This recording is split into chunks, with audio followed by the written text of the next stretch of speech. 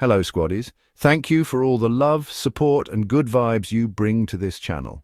Whether you're a long-time subscriber or it's your first time here, I appreciate every view, every like, every comment.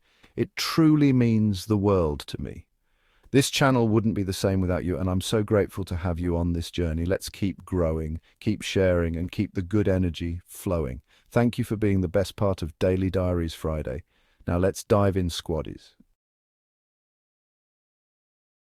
Over the past week, we've been reintroduced rather unwillingly to the latest name making headlines for all the wrong reasons, Sophie Chandauka'S. If the name didn't ring a bell before, it certainly will now, though not for anything admirable.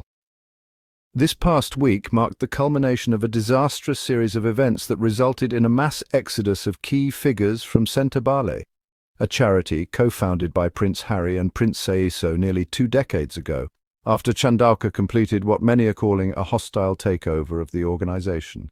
Yes, that's right. A hostile takeover of a charity, not a corporation, not a business venture. A charity founded with love and compassion to serve children and young people in Lesotho and Botswana affected by HIV/AIDS.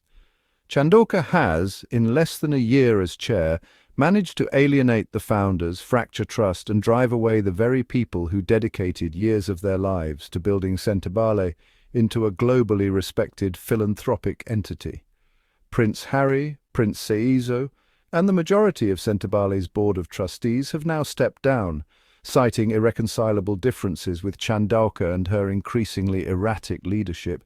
Instead of responding to these resignations with humility or reflection, Chandauka'S has chosen to lash out publicly, making sweeping, nonsensical accusations against Prince Harry, Meghan Markle, and even Serena Williams. Yes, Serena, who somehow became collateral damage in Chandauka'S personal vendetta. The spark behind this entire drama: a polo match. It always comes back to the polo match.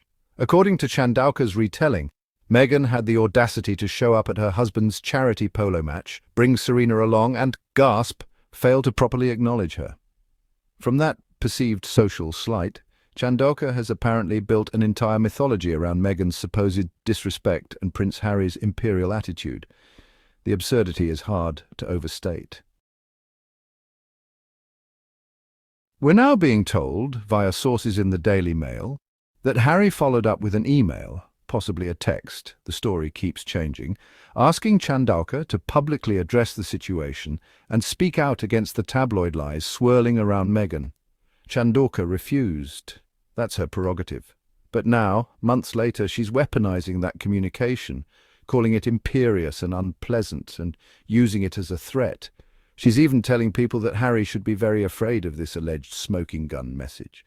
Which begs the question, if it's such a smoking gun, why hasn't she released it? Why is she hoarding it like a trophy? The most plausible answer is that the message wasn't nearly as bad as she wants people to believe. If the tone really was imperious in the way she claims, the tabloids would have had it splashed across their front pages by now. Instead, all we get are vague summaries and inflammatory quotes from sources close to Chandauka'S. Let's take a step back here. Let's remember the pattern. When Meghan married into the royal family, she was swiftly painted as demanding, controlling, and difficult. Why? Because she expected people to do their jobs, because she asked for professionalism, because she dared to question outdated traditions. Sound familiar? This is the same tired narrative being deployed again. Only this time, it's Prince Harry being accused of behaving as though he's used to people being subservient to him. The dog whistles are deafening. This language is coded and it's lazy. It's the same toolkit the British press used to tear Meghan apart for years, and now Chandauka'S has picked it up like a well-worn script. The idea that Harry asking a trustee to help combat tabloid misinformation about his wife is somehow a step too far is absurd. Isn't that what trustees are for? To protect the integrity of the organization and those associated with it?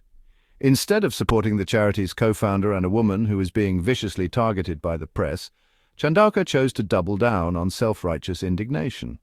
Her apparent need to center herself in this story, not the mission of the charity, not the well-being of the children Sentebale supports, but herself, speaks volumes.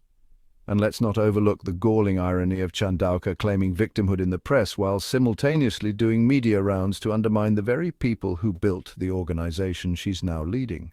She closed her social media accounts due to backlash, and that is unfortunate. No one deserves harassment. But if she truly believed in the work of Sentebale, she would be using this moment to heal, not escalate. Instead, she's sticking around defiantly, refusing to step down even as the board crumbles around her. She's clinging to power while insisting that she is the one focusing on what matters. Let's be clear, what matters is the mission. What matters are the children and communities in Lesotho and Botswana who depend on Sentebale's services. What doesn't matter is Sophie Chandauka'S fragile ego or her petty grievances about a polo match attended by Meghan Markle and Serena Williams. How on earth did we go from international philanthropy to petty high society squabbles?